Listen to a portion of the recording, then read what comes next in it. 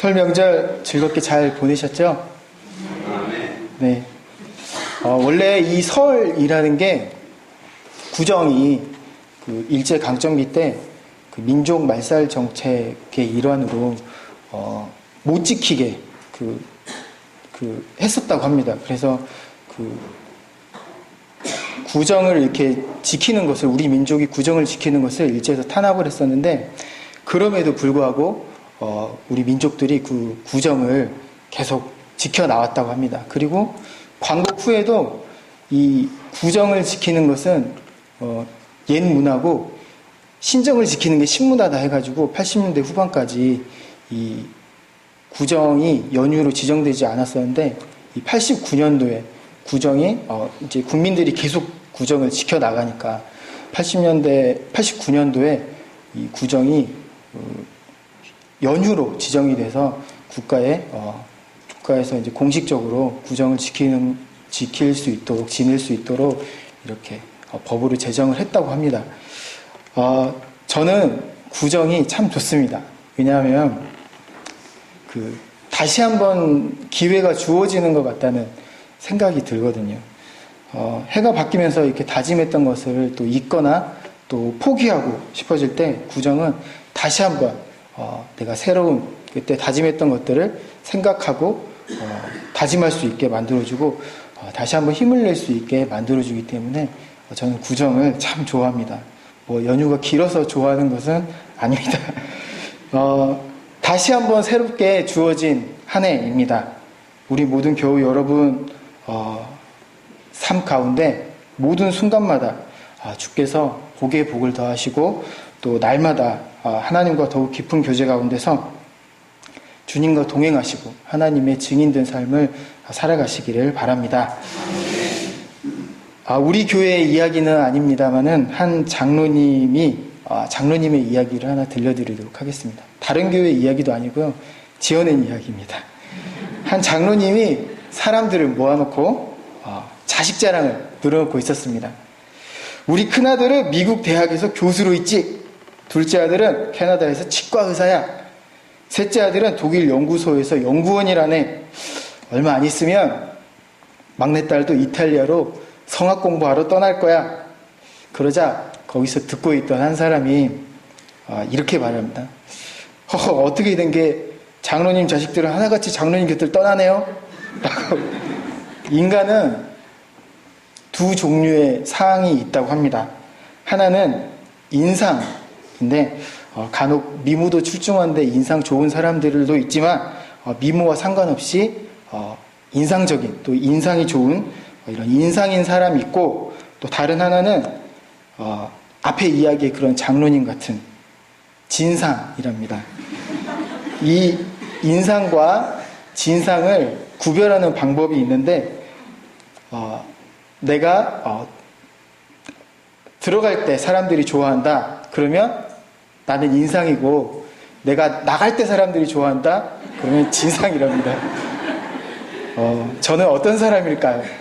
궁금합니다. 오늘 예배 마치고 이제 집에 돌아가 봤을 때 인상인지 진상인지 알 수 있을 텐데, 집에 들어갔을 때 식구들이 저를 막 나와서 반겨준다 그러면 인상, 각자 방으로 들어가 버리면 진상입니다. 네, 나중에 결과가 궁금하셔도 물어보지 마시기 바랍니다. 자, 그렇다면 그리스도인은 이 두 상 중에 어떤 상이 되어야 할까요? 여러분은 인상으로 기억되고 싶으십니까? 아니면 진상이라도 괜찮으십니까? 닉 부이치츠가 이런 질문을 했습니다. 스스로에게 한번 이런 질문을 해보라고 합니다. 오늘이 마지막 날이라면 사람들은 나를 어떻게 기억할까? 여러분은 사람들이 여러분을 어떻게 기억하기를 바라십니까? 여러분은 외모나 지성, 또 성공을 기억해 줬으면 좋겠습니까? 아니면 내가 어떻게 사랑하고 또 어떻게 용서하고 또 어떻게 용기를 줬는지를 사람들이 기억해 줬으면 좋겠습니까? 진상인 사람은 겉모습, 그 외래어를 사용해서 죄송합니다만, 쉽게 말하면 이 왁구, 왁구로 쇼붙이려는 사람들입니다. 그렇다면 이 인상인 사람들은 어떤 사람들일까요? 겉모습이 아니라 이 내면의 아름다움, 그 아름다움을 지닌 사람들이 바로 인상인 사람입니다. 그 아름다움으로 사람들의 마음을 움직여서 감동하게 만드는 사람들입니다. 아부하려는 것은 아니지만 여기 온 지 얼마 안 됐고 우리 교우 여러분 사귄 지도 얼마 되지 않았지만 우리 교우 여러분들은 제 경험상 모두 인상이신 것 같습니다. 그래도 다시 한번 제가 질문을 드리겠습니다. 여러분 각자는 또 우리 공동체는 어떤 사람들이 되기를 바라십니까? 어떻게 우리가 인상으로 기억되고 인상적인 영향력을 미치는 그런 사람들이 될 수 있을까요? 인상이 날 때부터 좋은 사람들이라고 해도 하나님 앞에서 우리의 진짜 모습은 모두 진상입니다. 그렇게 이야기하더라도 저는 심하게 이야기하는 게 아닐 것입니다. 아이러니하게도 이 진상이라는 말을 한자어로 한번 써보니까 참 진짜의 형상상자 해서 진짜 모습을 진상이라고 이야기를 하더라고요. 앞에서 말한 그런 진상이 이 진상이라는 뜻은 진짜 모습이라는 뜻은 아니겠지만 어찌됐든 우리의 진짜 모습, 하나님 앞에서 우리의 진짜 모습은 진상이라는 것입니다. 세상의 기준들을 쫓아서 살았던 우리의 지난 날들을 한번 되돌아보십시오. 예수님 없이 살았던 지난 날들을 우리가 한번 되돌아보십시오. 또 그것이 아니더라도 우리는 원래부터 하나님 앞에서 진상인 죄인입니다. 창세기 1장에 보면 태초에 하나님이 천지를 창조하십니다. 창조하시고 보시기에 좋았더라 라는 말씀을 7번을 반복하고 있습니다. 7이라는 숫자는 완전수이고 좋았다는 단어는 히브리어로는 토브라는 단어를 사용하는데 이 단어는 또 선하다라는 뜻을 가지고 있습니다. 이 선악을 알게 하는 나무에서 이 선을 표현할 때 이 토브라는 단어를 사용하고 있습니다. 즉 하나님께서는 태초에 이 세상이 그저 감상하기에 완전히 좋게가 아니라 완전히 선하게 창조하셨다는 것입니다. 그런데 첫째 아담의 불순종에 속한 우리는 피 흘림이 없이는 죄의 사함을 얻을 수 없는 죄악에 속한 자들이 되었습니다. 그러므로 우리는 날 때부터 하나님 앞에서 진상인 죄인들입니다. 저의 진상, 제 진짜 모습이 얼마나 진상스러운 죄인인지를 깨닫는 그런 사건이 있었습니다. 레위기에 보면 여러 가지 제사법들이 나오는데 자신의 죄를 속죄하기 위한 제사를 드릴 때 그 제물을 잡는 사람은 죄인 자신이었습니다. 본인이 제물의 머리에 안수하고 자신의 죄를 제물에 전가하고 제물 잡는 곳에 가져가서 짐승을 잡는 것입니다. 여러분은 그 제물 잡는 광경을 상상해 보신 적이 있으시죠? 네. 혹시 저의 왁구가 겉보기에 고생이라는 단어와 좀 먼 사람처럼 보이실지 모르겠습니다만 본격적으로 이렇게 신학을 하기 전에 제가 조금 험한 일을 한 적이 있습니다. 남동생과 함께 고향에서 정육점을 운영을 했었는데 그때 저는 이 살찌고 먹음직스러운 이 좋은 소들을 구하기 위해 이렇게 여기저기 돌아다니기도 하고 또 그 소를 고기로 만들기 위해 새벽에 도축장에 이렇게 다니기도 했습니다. 그래서 도축한 소, 돼지 이런 거를 받아와서 팔았습니다. 그 도축장의 모습을 간단하게 묘사를 해드리겠습니다. 도축장 1층은 이 동물들, 소, 돼지 이런 거 잡는 공간입니다. 자세히 말씀드리진 않겠습니다만 이 컨베이어 벨트가 이렇게 돌아갑니다. 거기에 이제 짐승들이 걸려 있고 사람들이 서 있고 짐승들이 가면은 이렇게 동물을 다 이렇게 갈라내고 내장을 꺼내고 목 자르고 피 이렇게 쏟아내고 막 그러거든요. 근데 그 소, 돼지 이런 해체 작업이 이루어질 때 그 피나 오물 또 이 내장 등은 그 밑에 구멍을 통해서 지하로 내려갑니다. 그 지하에서 이제 그 내장 손질, 머리 손질이 이루어지는데 제가 처음 그 어두컴컴한 지하에 내려갔었던 날을 저는 잊을 수가 없습니다. 바닥은 위에서 흘러내린 피로 흥건하게 이렇게 적셔져 있었고 온통 검붉은 색이었습니다. 그 위로 내장에서 나온 오물들이 뒤섞여 있었습니다. 그래서 지독한 악취들을 만들어냈고 한쪽에서는 엄청난 소음을 만들어내는 에어 컴프레셔 소리가 더욱더 공포스러운 분위기를 만들어내고 있었습니다. 이 광경 속에서 그 구약시대 짐승의 제사 장면이 겹쳐서 떠올랐습니다. 제물을 가져온 그 사람은 제물의 머리에 안수하고 짐승의 목을 땁니다. 사방에 피가 뿌려지고 자신에게도 짐승의 피가 튑니다. 짐승은 소화되지도 않은 오물을 내뿜습니다. 악취와 함께 역겨운 피 비린내가 그리고 또 사방에 뿌려진 그 핏자국들이 자신의 죄가 하나님 앞에서 얼마나 끔찍한 것인지를 생각나게 하고 또 깨닫게 합니다. 우리는 하나님의 공의 앞에서 이렇게나 역겨운 죄인들입니다. 그러나 성자 하나님 예수 그리스도께서 친히 인간의 몸을 입으시고 이 땅에 오셔서 온 인류의 죄를 지시고 자신을 들여 피 흘리심으로 단번에 우리의 죄를 영원히 사해 주셨습니다. 이 사실을 믿는 사람은 구원을 받습니다.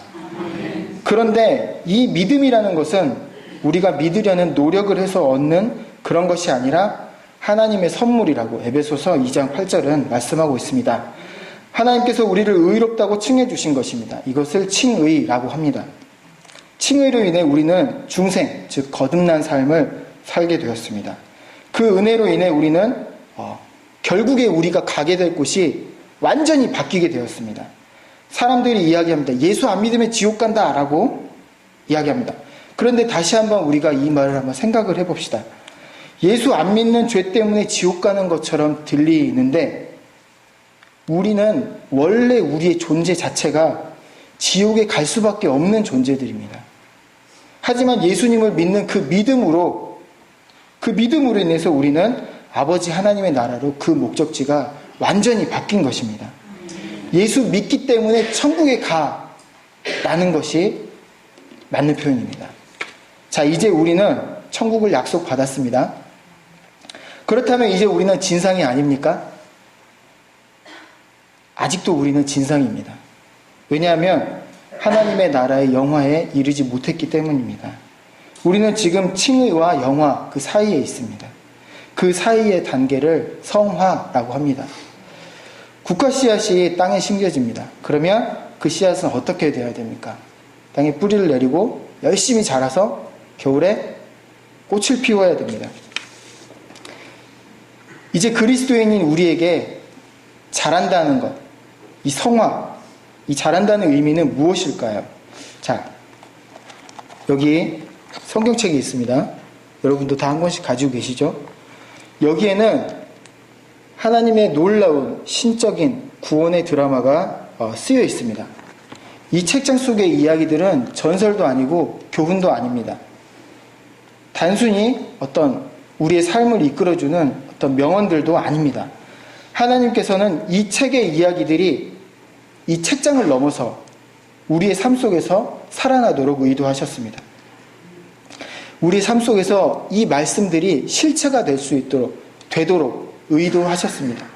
그래서 우리가 우리 안에 죄성으로부터 멀어져서 하나님께로 향하도록 하나님의 말씀을 살아내도록 말입니다. 그것이 바로 성화입니다. 디모데후서 2장 19절 말씀은 이렇게 이야기합니다. 다 같이 한번 찾아서 읽어보겠습니다. 디모데후서 2장 19절 말씀입니다.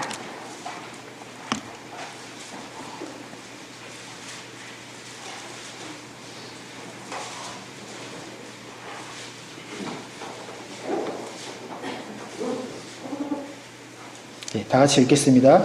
그러나 하나님의 견고한 터는 섰으니 인침이 있어 일렀으되 주께서 자기 백성을 아신다 하며 또 주의 이름을 부르는 자마다 불의에서 떠날지어다 하였느니라. 아멘. 성화는 과거에 내가 즐기던, 나만을 즐겁게 하던 그 불의에서 떠나는 것입니다. 이것은 한 번에 확실히 떠나는 그런 것이 아닙니다. 또 우리가 그럴 수도 없습니다. 교회에 속한 우리는 또 불의의 환경, 죄악된 환경에 노출되어 있습니다. 그 환경 속에 살아갑니다. 이것을 그리스도인의 이중문화라고 합니다. 이 이중문화 속에서 우리가 어떤 세계관을 가지고 살아가느냐, 그것이 핵심입니다. 세상 속에 살아가되 그리스도인의 가치관으로 하나님의 복음을 선택하는 삶이 불의에서 떠나는 삶입니다.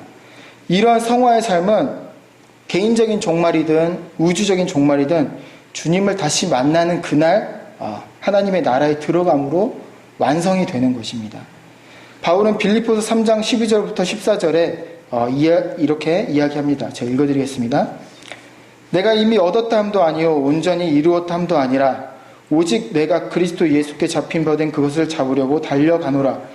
형제들아, 나는 아직 내가 잡은 줄로 여기지 아니하고 오직 한 일, 즉 뒤에 있는 것은 잊어버리고 앞에 있는 것을 잡으려고 표대를 향하여 그리스도 예수 안에서 하나님이 위에서 부르신 부름의 상을 위하여 달려가노라. 네, 그렇습니다. 성화는 우리가 표대를 향해 달려가는 것입니다. 이미 얻은 것도 아니고 온전히 이루어진 것도 아닙니다. 오직 한 일, 예수 그리스도께서 통치하시는 하나님의 나라라는 그 표대를 향해 우리가 애써 달려야 합니다. 그렇다면 이러한 성화의 삶은 우리가 애써서 우리의 힘으로 막 노력하면 되는 것일까요? 빌립보서 2장 13절은 이렇게 말씀하고 있습니다. 너희 안에서 행하시는 이는 하나님이시니 자기의 기쁘신 뜻을 위하여 너희에게 소원을 두고 행하게 하시나니. 네, 주께서는 자기 백성을 아신다고 하셨습니다. 또한 우리 안에서 행하시는 이는 지금 이 순간도 함께 하시는 성령 하나님이십니다. 하나님의 기쁘신 뜻, 우리가 죄로부터 멀어지고 하나님께로 향하는 그 뜻을 위하여 우리가 하나님을 소원하게 하십니다. 다만 우리에게 필요한 것은 빌립보서 2장 13절 그 위에 12절에서 말씀하는 것처럼 항상 복종하여 두렵고 떨림으로 우리가 구원을 완성해가는 그런 성화의 삶을 사는 것입니다. 결코 우리의 노력이 아닙니다. 성령 하나님께서 우리와 함께 하셔서 우리에게 달려갈 힘을 주시고 또 우리를 견인하십니다. 성령님의 이끄심에 순종하여 불의에서 떠나는 우리 모두가 되어야겠습니다. 예수님의 말씀으로 힘을 얻어서 하나님께 감사할 수 있는 용기를 얻는 우리 모두가 됩시다.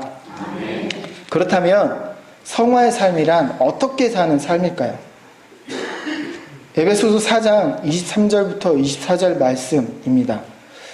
오직 너희의 심령을 다시 읽어드릴게요. 오직 너희의 심령이 새롭게 되어 하나님을 따라 의와 진리의 거룩함으로 지으심을 받은 새 사람을 입으라. 또 골로새서 3장 10절 말씀입니다. 새 사람을 입었으니 이는 자기를 창조하신 이의 형상을 따라 지식에까지 새롭게 하심을 입은 자니라. 이 새 사람이라는 옷은 우리가 우리의 능력으로 입는 것이 아니라 하나님의 은혜로 입혀진 옷입니다. 그에 걸맞게 애써 사는 것이 그리스도인입니다. 이 앞에서 읽어드린 이 두 말씀에 따르면 성화는 하나님을 따라 하나님의 형상을 따라 지으심을 받은 새 사람의 옷에 걸맞게 사는 삶을 이야기합니다. 로마서 8장 29절 말씀에 따르면 하나님께서는 우리를 예수 그리스도를 본받게 하기 위하여 부르셨다고 말씀합니다. 즉 성화의 삶은 예수 그리스도를 본받아 하나님을 닮은 삶입니다. 그래서 예수 그리스도를 본받는 삶, 거룩함으로 지으심을 받은 새 사람으로 입혀진 우리가 벗어야 하는 것이 있습니다. 그것은 새 옷에 어울리지 않는 헌옷입니다. 다 함께 골로새서 3장 5절에서 9절을 찾아보겠습니다. 골로새서 3장 5절에서 9절입니다.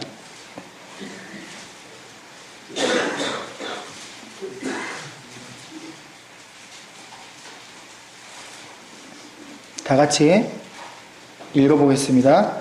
그러므로 땅에 있는 지체를 죽이라. 곧 음란과 부정과 사욕과 악한 정욕과 탐심이니 탐심은 우상 숭배니라. 이것들로 말미암아 하나님의 진노가 임하느니라.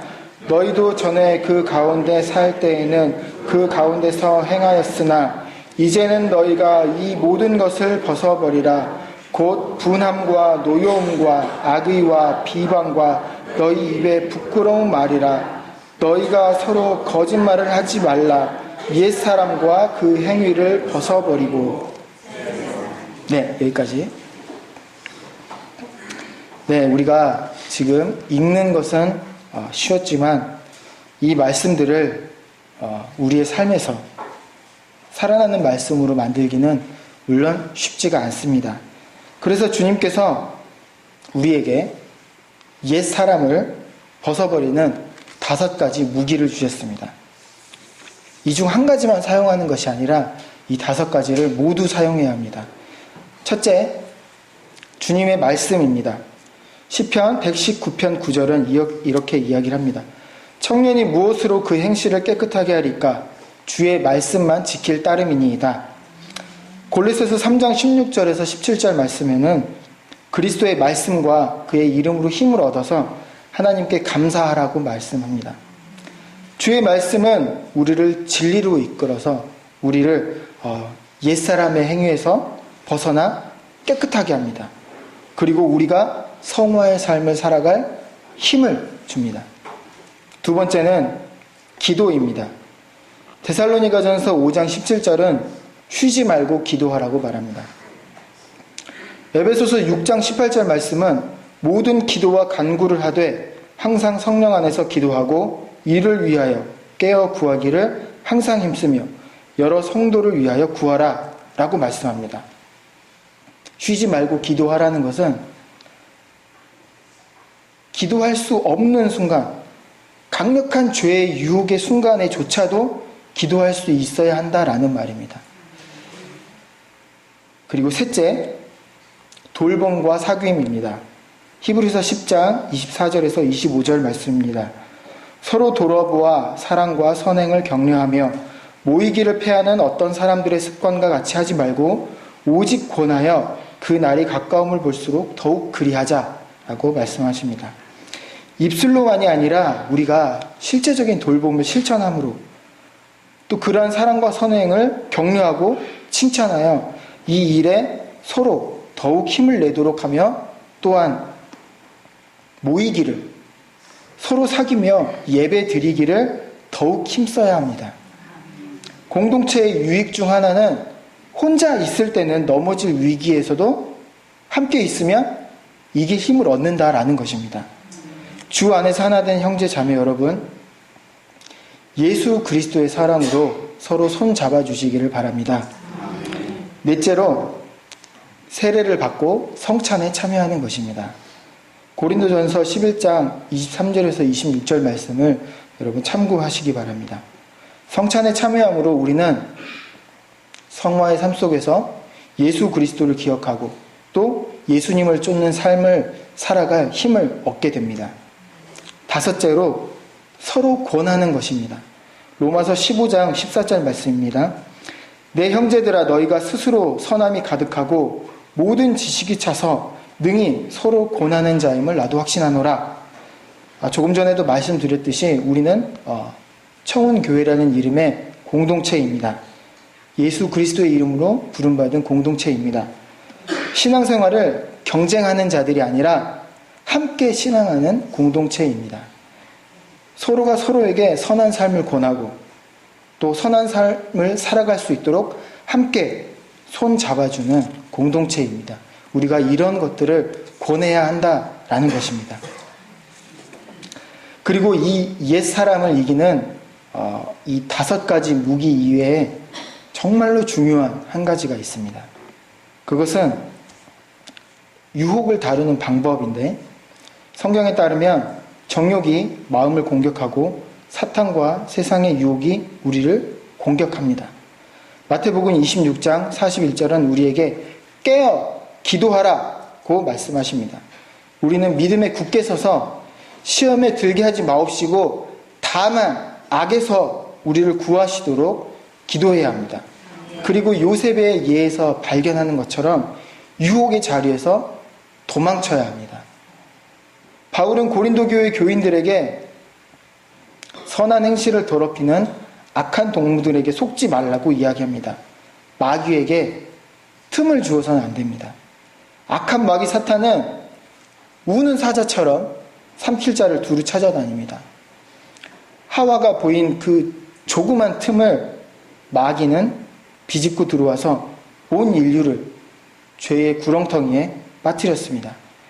이제 이 땅에 소금과 빛으로 부름받은 우리가 성화의 삶을 살아내므로 거룩하신 하나님이 높임받는 하나님의 나라를 이루고 하나님과 또 사람들에게 사랑받는 인상 좋은 우리 공동체가 되어야겠습니다. 그런 공동체가 되기를 우리가 함께 만들어가기를 바랍니다. 우리가 성화의 삶을 살아가야 하는 가장 중요한 이유가 있습니다. 오늘 본문 말씀을 다시 한번 읽겠습니다. 히브리서 12장 14절 말씀입니다.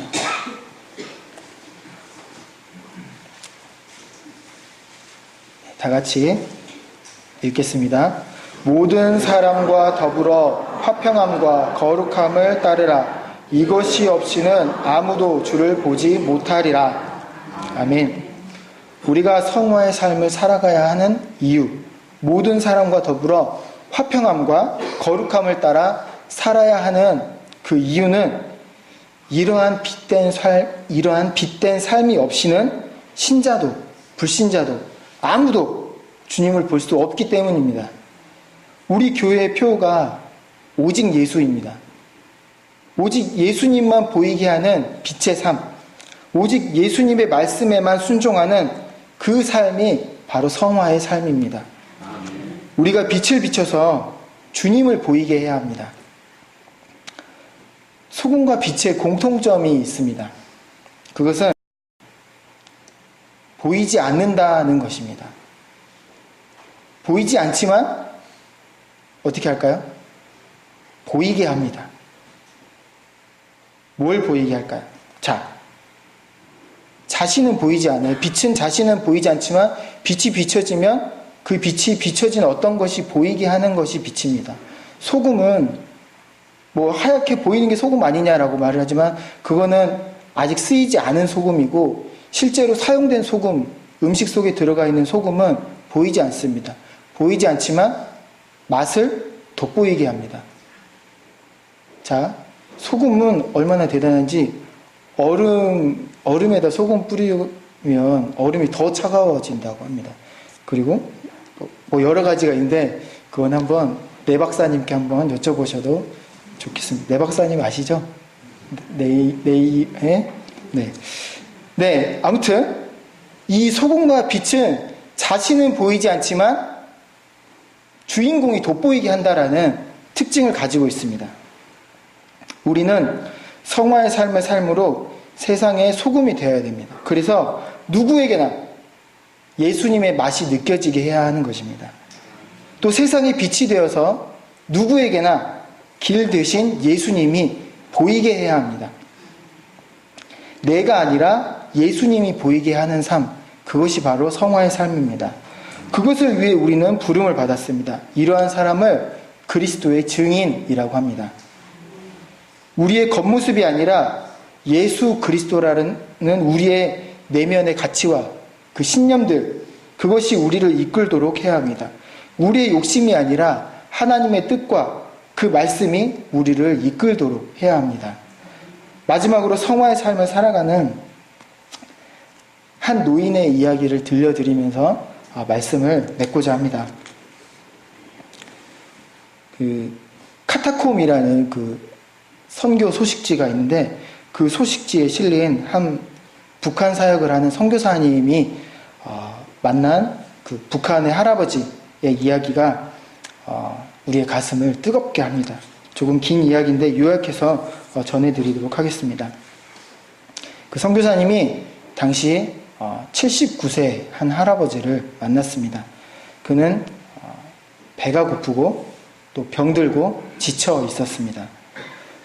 그래도 밥을 준다는 말에 바지를 걷어 올리고 두만강 징검다리를 조심조심 건너왔습니다. 다 헤어진 신발 또 남루한 옷차림에 몹시 추위에 떨고 있는 그의 얼굴은 병색이 완연했습니다. 조선족이 김씨 아저씨 저녁 자시러 오시라고 해라 라고 외치니 그 60대 후반의 3명의 젊은 친구들과 함께 그 할아버지가 건너오셨습니다. 선교사님은 그 할아버지에게 물었습니다. 북한에서 왜 나오려고 하세요? 그러자 할아버지가 이렇게 대답을 합니다. 찬송이나 한번 마음 놓고 불러보고 싶어서. 할아버지가 눈길을 피하다가 땅바닥에 시선을 두고 우물우물하면서 쏟아낸 말이었습니다. 왜 탈출하려는가? 라는 질문에 찬송 한번. 그 말 한마디에 순간적으로 선교사님은 항상 하던 일이기 때문에 그 할아버지를 탈출시킬 그런 계획을 세웁니다. 탈출 비용과 이동 경로 또 그 방법들을 구상을 했습니다. 그런데 그 순간 노인은 혼잣말처럼 이야기를 합니다. 그래도 결정하기 전에 하나님께 한번 물어봐야 라고 말씀하시면서 그 밥 먹던 집에 울타리 밖으로 나간 노인은 한 10분 남짓 후에 다시 돌아왔습니다. 노인의 거친 얼굴에는 눈물이 흘러내리고 있었습니다. 주먹을 꽉 쥔 채로 몸을 곧게 세우며 노인이 이렇게 말을 합니다. 내가 하나님께 물었소이다. 저 미국에서 온 이 목사가 우리를 돕겠다는데 따라갈까요? 라고. 그런데 하나님께서는 내가 능력이 없어서 너희들을 북조선에 남겨두는 줄로 아느냐? 라고 하시더군요. 라고 대답을 합니다. 서서 이렇게 이야기하는 노인의 어깨가 들썩거립니다. 목사님, 매 맞는 것도 하나님 뜻이랍니다. 굶는 것도 하나님의 목적이랍니다. 혹시 기회가 주어지면 남조선으로 가서 찬송이라도 실컷 부르고 아버지 집에 가고자 했는데 이 땅에 남는 것도 하나님 뜻이라시니. 경찰이 온다는 소리를 들은 노인은 다시 한번 탈출을 권하는 선교사님께 이렇게 이야기합니다. 나도 아오. 자유가 무엇인지. 예배당 종도 쳐봤고 성가대도 주일학교 교사도 해봤디요. 하지만 이 자리에 머무는 것이 하나님의 뜻이라고 하시니 자유보다 하나님의 말씀을 들어야 하지 않겠소. 암내다. 나도 암내다. 자유라는 게 좋은 게지. 마음 놓고 성경 읽고 찬송하고 새벽 기도도 나가고 헌금도 할 수 있고. 선교사님은 울면서 노인과 천국에서 만나자는 인사를 하고 헤어졌다고 합니다. 하나님의 말씀을 따라 복음의 삶을 살아가는 성화의 과정이 때로 우리 육신의 유혹과 부딪힐 그런 때가 있습니다. 그때마다 우리가 이 할아버지의 이야기를 생각했으면 좋겠습니다. 한 걸음만 용기를 내면 자유를 누릴 수 있음에도 불구하고 죽음과 맞닿아 있는 삶 속에서 하나님의 뜻에 순종하려고 몸부림치는 이 노인의 모습이 100마디 말보다 우리에게 성화가 진정 무엇인지를 보여주는 것 같습니다. 이것이 하나님의 뜻입니다. 하나님이 능력이 없어서 우리를 지금 이곳에 이러한 상황에 놓으신 것이 아닙니다. 기도할 수 없는 순간조차 우리가 쉬지 말고 기도하고 감사할 수 없는 그 순간조차도 하나님께 감사하고 하나님의 뜻을 발견하고 죄의 자리에서 힘껏 도망침으로 하나님의 뜻을 이루는 우리 모든 주의 백성들, 그리스도의 증인들 되시기를 바랍니다. 기도하겠습니다.